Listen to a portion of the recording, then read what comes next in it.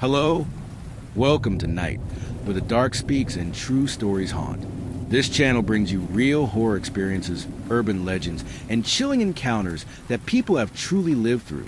Every episode is based on actual stories, told in a way that pulls you into the shadows. From haunted houses to unsolved disappearances, strange family secrets to ancient curses, we explore the kinds of stories that leave you questioning what's real. Perfect for late night listening or a lonely commute home. Subscribe and let the night in. If everyone can leave a comment to let me know where you are listening from in the world.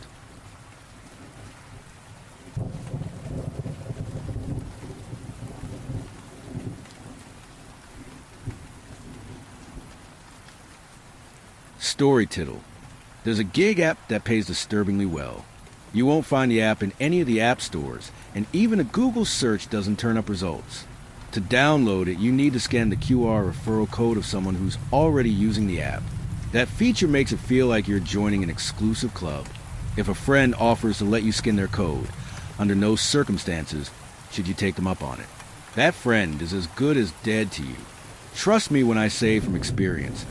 This isn't a club you want to be a member of. Whatever you do, do not download it.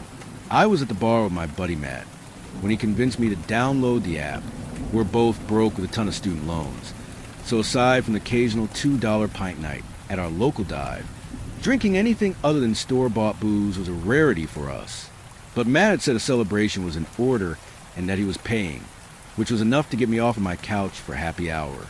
He milked the situation, refusing to tell me exactly what we were celebrating until we were a few beers in. Sick of waiting for an explanation, I guess it was a new job, and Matt gave a mischievous grin.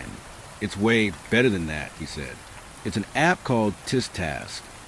I rolled my eyes. We both tried every gig app out there.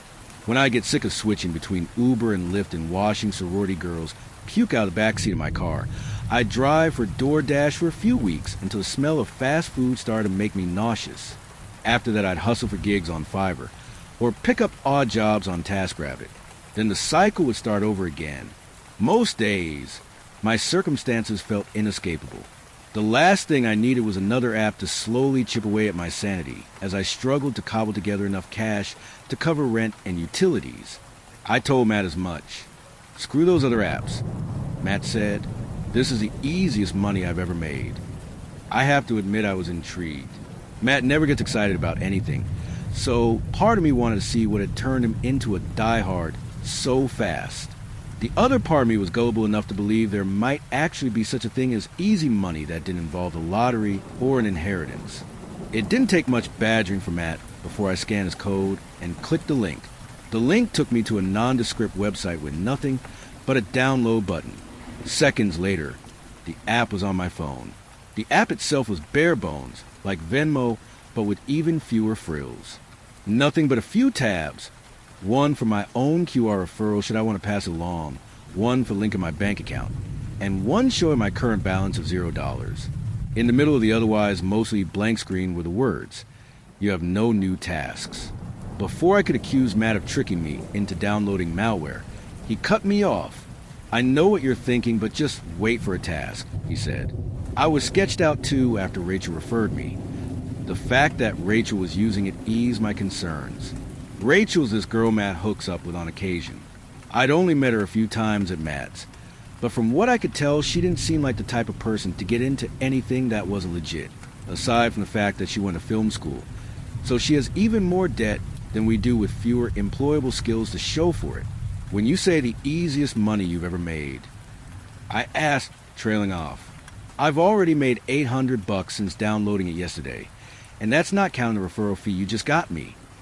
"I hope they paid you well to rope me into your weird pyramid scheme." I joked. "Yeah, they did." Matt held up his own app to show me $1,000 had just been deposited into his account. Jesus, is that for real? The money transfers, if that's what you're asking. If this ends up being a scam, at least I know how much our friendship is worth to you. "Oh, they way overpaid then," he said. He laughed and flagged down the bartender for another round. We moved on to chatting about movie trailers and how there was barely anything coming out that we wanted to see. I'd almost forgotten about the app altogether when my phone buzzed 20 minutes later, with my first task, I read it and reread it, mystified and more than a little creeped out by the words on the screen. Piss on the bathroom floor. You have 5 minutes to complete the task. Dude, you made it seem like I'd be less sketched out when I got my first task. I said, is this a joke? What kind of sick person created this? Matt read my task and snorted. Yeah, that's a weird one. But $100 is $100. I looked at my phone again. Sure enough, the app was offering me $100 for the task. Below that, a timer was counting down, already at 4:27. There's no way I'm doing that for $100. So wait for one that makes you feel all warm and fuzzy inside. Matt said, or what? Piss on the floor that someone's going to have to clean? You know how many guys are going to end up doing that tonight anyway? At least you'd get paid for it. It's a dick move. People are dicks all the time. Have you gotten one like this? The first one I got was knocking over a display stand at Publix. And you did it? For $50? Hell yeah, I did. It was no big deal. I apologized and went on with my day. How are you not more creeped out by this whole thing? How does it even know where we are or that you completed the task? The same way every app does. By spying on you. Using location sharing to see who you're with. I mean, how does Instagram know to show me ads for tampons every time I hang out with you? You're an asshole. Matt shrugged. Who was even paying for this? Like it doesn't make sense. All the other gig apps are connecting workers with clients and taking a cut. There's no upside to this for anyone but the people who do the tasks.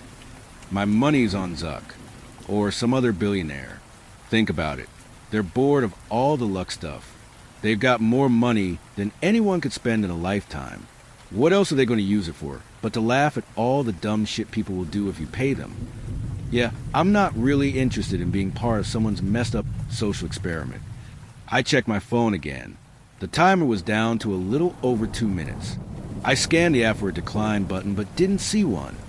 How do I decline the task? I asked. No clue. I haven't declined one. Since there wasn't an option to decline, I decided to test the app. If someone wanted to mess with me, I'd mess with them right back. I went to the bathroom but didn't do anything. Just waited a minute, washed my hands, and returned to the bar. I checked my phone just as the timer ran out. A frowny face appeared on screen. Then the app went black. Matt's phone buzzed a few seconds later. He checked it and laughed. What? Did you get a task? What is it? Matt smirked at me before holding out his phone for me to read. I barely had time to register the words. Slap your friend. Before I felt Matt's hand connect with my face. The smack jolted me off balance, and I jumped up to keep from falling over. What the fuck? I could feel everyone staring at us. I couldn't tell if my cheek was burning from the slap or the embarrassment. Matt held up his hands in apology. I'm sorry, dude, but $200 was too good to pass up. Having seen the exchange, the bartender made his way over with an annoyed look. I think that's enough for you, too, the bartender said. All good, Matt replied. We'll just close out. The bartender shook his head and went to the register to ring Matt up. Matt's phone buzzed again as the bartender returned with the check. Matt checked it and winced. Then he took a big swig of beer and spit it like a fountain all over the bartender. The bartender turned red as security stormed over and grabbed Matt by the back of his shirt, dragging him towards the door. Sorry, Matt said. It was just a joke. Hope it was funny 'cause you're 86D. Sign the tab and tip him good. Matt called back to me as security shoved him outside. I picked up the pen to sign the tab, but my phone buzzed on the bar top. I saw the alert from Tisk Task and told myself not to check it, but my curiosity got the better of me. I clicked it. The task read, do not leave a tip. Write fuck you instead. Every alarm bell in my head was going off. This went well beyond location sharing and listening in on conversations. I looked around the bar. Sure, I'd find someone in here watching us, pulling the strings to see how far we could be pushed. But I didn't see anyone who didn't seem to be here for a normal bar outing. And the way everyone was side-eyeing me like I was an exhibit in a freak show suggested they were not in on whatever was happening. I looked back at my phone. $250 to write fuck you instead of leaving a tip. I felt my face flush with shame as I wrote the words, but I had to know if this was for real or not. I was positive I'd walk outside to find Matt had been screwing with me, somehow faking the alerts. I turned the receipt face down and scurried out before anyone could read what I'd written. By the time I stepped outside, the app was alerting me that I was now $250 richer. In the midst of so many emotions and my desire to get away, at the time it didn't cross my mind that out of all the sketchy aspects of the app, I'd just encountered the biggest red flag of all.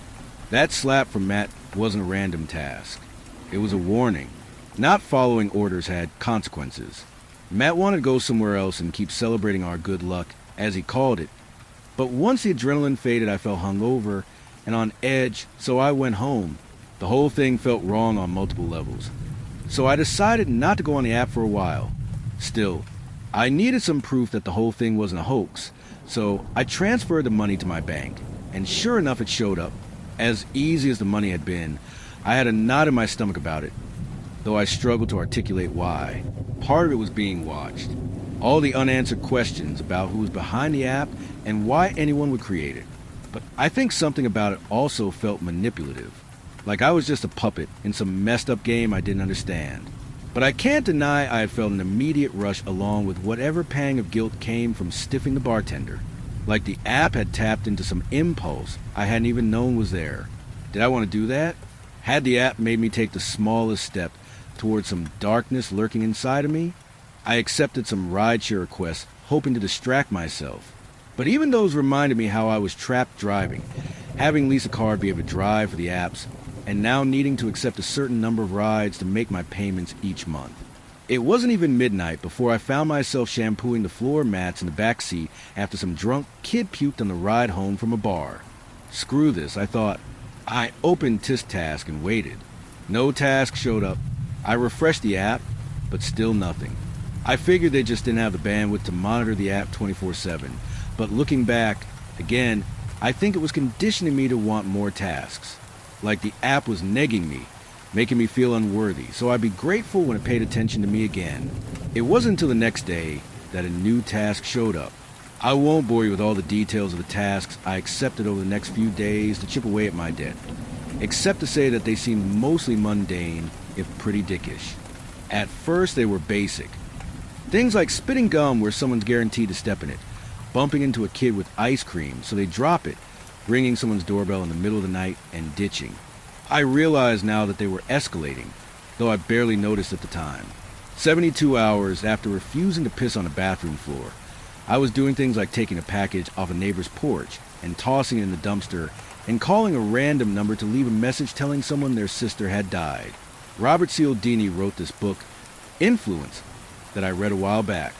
In it, he talks about the psychological tactic enemies soldiers use to turn patriotic American POWs against their own country. See, no true patriot will immediately talk crap about their homeland, but if you can get them to admit that the U.S. isn't perfect, it's a slippery slope. Something in the mind makes you double down on things you said in the past. So once they'd admitted the U.S. wasn't perfect, they were willing to talk about the flaws in more detail. With a bit of patience, the enemy's soldiers would have American POWs publicly denouncing American values altogether. They never even noticed the concessions they were making until it was too late to turn back. Like those soldiers, I didn't fully recognize that I was leaping across lines I never would have crossed before Matt introduced me to the app. The first time I truly had a chance to recognize how far I'd strayed arrived about a week after I accepted the first task. I hadn't gone back to my other gig apps since the vomit incident. I made way too much accepting tasks for what felt like far less effort. But for whatever reason, I still don't like to think of myself as a gig worker. Yes, I take gigs, but knowing I might need something on my resume, I occasionally work part-time for a company doing data entry. It's already mind-numbing work for a little above minimum wage, but returning to it this time was downright painful. Up to this point, I had had to leave the app open in the background for it to assign me tasks. But halfway through the morning, my phone lit up with a notification, even though I was pretty sure I had closed the app and my phone was on focus mode. The funny thing is I had been wishing for something to break the monotony of the work, and here it was, my desire fulfilled. Email redacted folder name to redacted email address. You have 90 seconds to complete the task. My pulse quickened as I read the notification. On the one hand, I knew it was wrong and probably illegal. On the other hand, as far as I had been told, the company did not deal in sensitive information that would interest the public. The bulk of the data I even had access to was mundane user analytics the company sold to advertisers. I quickly rationalized the task, though I suspected it would likely be the end of my working there. I'd already decided to do it before I even registered that it paid a whopping $2,000, by far the most I'd been offered for any task up to that point. It took all of 30 seconds before the money was on its way to my bank account. I got a huge hit of adrenaline, something I'd started to crave lately. My head buzzing. I focused as much as I could until lunch. Upon my return, I wasn't remotely fazed to learn my supervisor wanted to see me in her office. She was shockingly nice about the entire thing. She did not immediately fire me, though she was well within her right to. Instead, she gave me a chance to explain myself. A look of confusion came over her when I declined, and she politely let me go. Like I said, I had been told, by her specifically, that we did not deal in particularly sensitive information, so the way she handled the whole thing tracked. But when I looked back one final time, I saw something on her face that made me think otherwise. Dread. She looked terrified. The next day, I understood why when I saw on the news that the company was shuttering its doors after a data breach.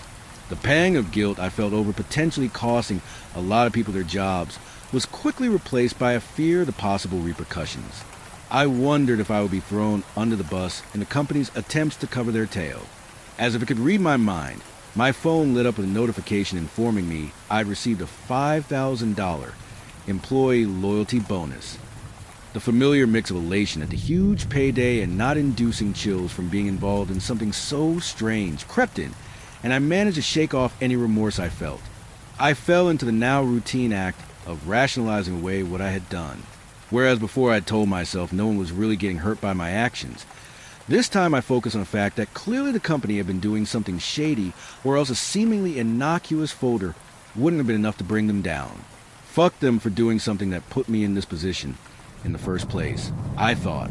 It wasn't the first time I had gotten angry that week. Getting angry anytime guilt or shame started to creep in over a task had become a pattern for me, like a lot of you reading this. I did what I was supposed to do. I went to college. I studied something useful, but the jobs of what I studied were mostly in bigger cities, far away from family circumstances that required me to be close to home. And even if I could have moved, the entry-level pay wouldn't have covered the cost of living before I took my loans into account. It didn't matter what I did or where I went. Life was shaping up to be one big hamster wheel. Everywhere around me, I heard folks complaining about how hard it was to find good workers who care about the job, who are loyal. Well, what did they think was going to happen when they filled our heads with dreams of cushy office jobs and home ownership, loaded us up on debt, and then offered us one fucking way to pay it off? By staring at a register or a screen, doing absolute bullshit for $15 an hour. If we're lucky, for 10 to 12 hours a day. We were sold a bill of goods. The American dream is dead and gone, but the older generations are still doling out advice based on their experience of a steady paycheck and a reasonable mortgage. And on the flip side, every time we open a fucking app, some rich influencer is saying that if we follow our passion, we'll find more freedom and success than we ever thought possible. But both sides are speaking from a place of having already found success. And every single one of them is positive. The only thing that factors into that success is good old hard work. So of course most of us end up juggling multiple gigs, trapped in a hustle economy. At least that way we have some semblance of control over our lives. Sure, we have crippling student loans that our best hope of paying off is the government stepping in to forgive. And yeah, buy even outhouse is a pipe dream, but at least we get to clock in and clock out as we want. Quit when we get bored. Give rides or deliver food. YOLO what little we have into crypto, or curate our own social feeds on the off-chance fortune might rain down on us and lift us out of the endless grind. I'm not proud of how little I hesitated accepting these tasks.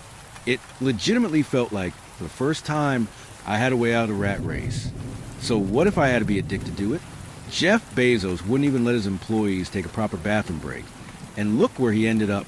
Not long after I thought I had perfected the art of justifying my actions. I got the task that finally changed my mind. The day before I downloaded the app, I had made plans for following weekend with a woman I'd matched with on Hinge. I'd been anxious about the date when I committed to it. Worried we'd be limited to the cheapest margaritas I could afford along with complimentary chips and salsa. Telling my dates I'd had a late lunch and wasn't hungry enough for dinner had become my go-to move on the dating scene. But that night was different, because I could finally afford to go somewhere nice. I texted her back to let her know we were still on and told her where to meet me. We met up at a spot local foodies love and hit it off immediately. When I say it was the best date I've ever been on, I'm not exaggerating. We bonded over the things we had in common, laughed our asses off ribbing each other about the things we disagreed on, and kept the tapas and fancy cocktails flowing for 2 hours before things went south. When my date announced she needed to use the restroom, I felt my phone buzz in my pocket.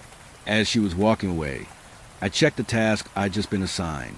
Tell the woman in red to hurry up and get it over with. I looked around the restaurant and saw a woman in a red coat sitting alone a few tables over. She was lost in thought, running a finger around the rim of her martini glass. I checked my phone again and frowned in confusion. Get what over with? I didn't consider the question for long enough. I had gotten greedy. I happily ignored all the details about the woman that might have stopped me from going over there. It didn't seem like it could possibly be that big a deal. But the payout alone should have been enough of a red flag. If I'd received $7,000 in total to destroy a company, how innocent could a task worth $10,000 have been? I got up and walked over. I was already speaking before the woman even realized I was there. Hurry up and get it over with, I said. I registered shock on her face as my words sunk in, but she didn't say a word. I didn't say anything else, just returned to my seat. What was that about? My date asked, having seen the exchange as she came back from the bathroom. Oh, nothing, I said, staring at my phone expectantly. Don't worry about it. I grinned as my phone alerted me that I was $10,000 richer. What should we order next? But my date wasn't looking at me. She was staring in horror as the woman in red left the restaurant in tears. We didn't have a view of the street outside, but we could clearly hear the screech of tires and the screams of patrons close enough to the window to see the woman in red walk into oncoming traffic. My date didn't look at me again until she was giving the police her statement. By the time the cops had quit asking me questions about what I said to the woman in red and decided I wasn't involved in her death, my date was long gone. That was the last straw. This time I couldn't rationalize away the guilt and shame. This app was evil. There was no more pretending that wasn't the case. Whether there were flesh and blood employees behind it or some sinister presence, I didn't know, but the evil nature of it was undeniable. I went home and deleted the app. I sent Matt a string of texts asking him what he got me into. I called him several times, but each time it went straight to voicemail. I wish my roommates weren't out of town, as I was desperate to talk to someone, anyone, about what had happened. Instead, I could only smoke and drink myself into oblivion as I waited for a reply from Matt. Finally falling asleep around 4 a.m., I woke at 9 a.m. to frantic banging on the door. It was Matt, eyes bloodshot with dark crescent moons carved into his lower lids. Before I could lay into him, he had pushed his way inside and started closing the blinds. I fucked up, man, he said. I fucking fucked up. I shouldn't have gotten you involved. No shit, dude. I had to delete the app. You can't delete it. What? It keeps coming back. You have to get rid of your phone. And even then, I'm not sure. I checked my phone and sure enough, it was front and center. I deleted it again and watched it disappear. But when I scrolled to my next screen, it had already reappeared. What the fuck is this thing, Matt? He didn't answer, his face catatonic now. That's when I finally noticed he had blood on his shirt. What happened? Where's that blood from? He sat on the floor and hugged his knees as he started rocking in place. I fucked up. I fucking fucked up. They're dead. They're dead. They're dead. He just kept repeating the words over and over like a broken record, making my skin crawl. Who's dead? All of them. Because I wouldn't do it. Wouldn't do what? I couldn't do it. I tried, but I couldn't. Whatever it is, we'll go to the police and get it straightened out. We'll tell them about the app. I said, we can't go to them. They'll blame me. For what? Just tell me what happened.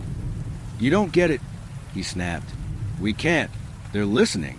They know what we're doing. Okay, I said, trying to calm him down. All right, why don't you take a shower and get cleaned up? Then you can tell me what happened, and we'll figure out what to do. Shortly after I got him in the shower, someone knocked on the door. By the time I looked out the window, a delivery truck was driving away. I cracked the door and saw a small box on the front step. I picked it up and shook it. Whatever was inside thudded around. I locked the door behind me and carried the box to the kitchen. Is someone here? Matt called from the shower. Just Amazon. All good.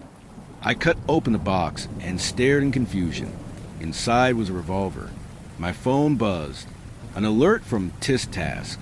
My hand shook as I checked it. Matt's services are no longer needed. Terminate his employment.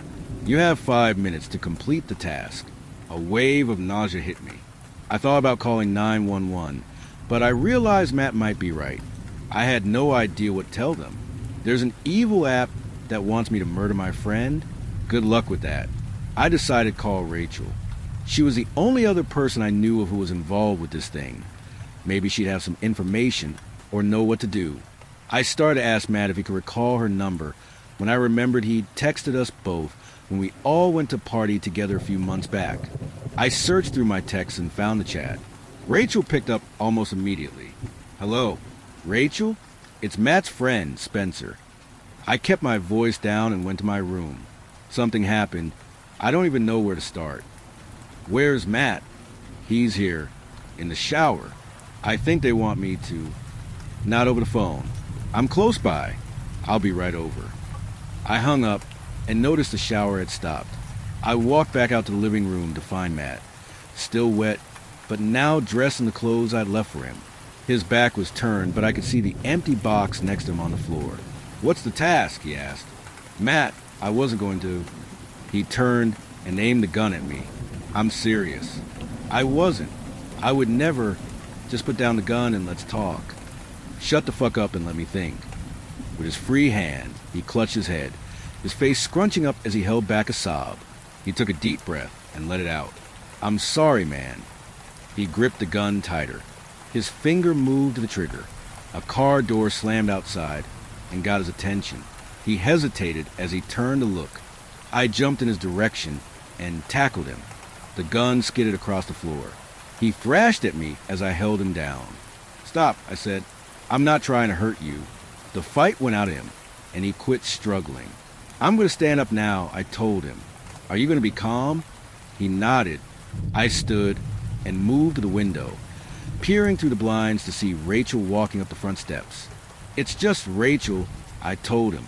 The three of us are going to figure this out together. Okay. Matt didn't say anything, but he sat up.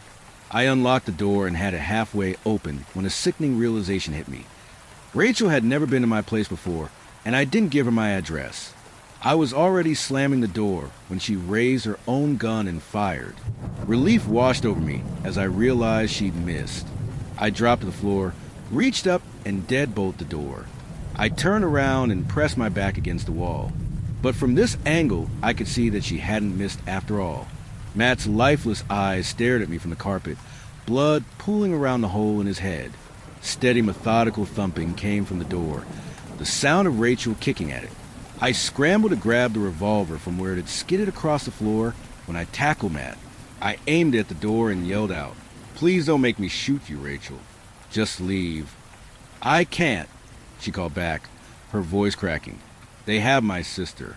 I gave them. I told her. She couldn't finish the sentence. Bullets peppered the door around the lock. She kicked it again, the frame splintering. I pulled the trigger, hoping a warning shot would scare her off. Click. Nothing. I pulled the trigger again. Click. Nothing. They'd sent me an unloaded gun, a twisted test that I'd apparently failed. I ran to the garage and climbed in my car. I had no idea where Rachel was, but I wasn't waiting around to find out. I pushed the garage door button. The door hummed as it rose slowly. Rachel's boots appeared just outside. I didn't hesitate. I turned the ignition and shifted into drive. I slammed on the gas, bursting through the door and catching Rachel off guard. Her upper body slammed into the hood of the car even as she fired the gun at me through the windshield. Unable to see with bits of garage door blocking my view, I swerved across the lawn and plowed into the mailbox, sandwiching Rachel's body against it. Tears burned my eyes as I climbed out of the car and crawled towards Rachel's body. Neighbors had emerged from their homes. If they'd been disturbed by the gunshots, they'd hidden behind closed doors. Now that the threat seemed neutralized, they exited to witness the gruesome aftermath. I leaned over Rachel's dying body. "I'm sorry," I cried. I didn't want to. Her mouth flapped uselessly as she tried to speak. I moved closer to hear what she was saying. "My sister, they said they'd let her quit if I... Please help her." "Who are they?" I asked, but Rachel was gone. I noticed blood dripping onto the lawn near Rachel's arm. I looked down to see I'd caught a bullet in the shoulder. I heard sirens as I passed out next to her body. I awoke in the hospital to find an officer sitting with me. I tried to sit up. "Stay down," she said. "You were hurt pretty bad, but you're going to be okay. Your parents have been notified, and they're on the way." I had no idea where to begin. "You don't have to say anything. You're not in any trouble." The neighbors' reports made it pretty clear it was self-defense. The two deceased turned out to be some pretty big drug dealers, and you got caught in the crossfire. But you're lucky. Things could have been a lot worse for you. "That's not what happened," I said. She looked at me for a while, taking me in. Then she said, "You're not thinking straight. Get some rest, and we can chat later if you still want to." The cop stood up and walked out of the room. I noticed the phone on the table between my bed and the chair she'd been sitting in. "Hey, you left your phone," I called out. She turned back and shook her head as she held up a cell. "Mine's right here. I'm pretty sure that's yours." The phone buzzed on the table, giving me instant chills. A single notification lit up the screen. "You have a new task.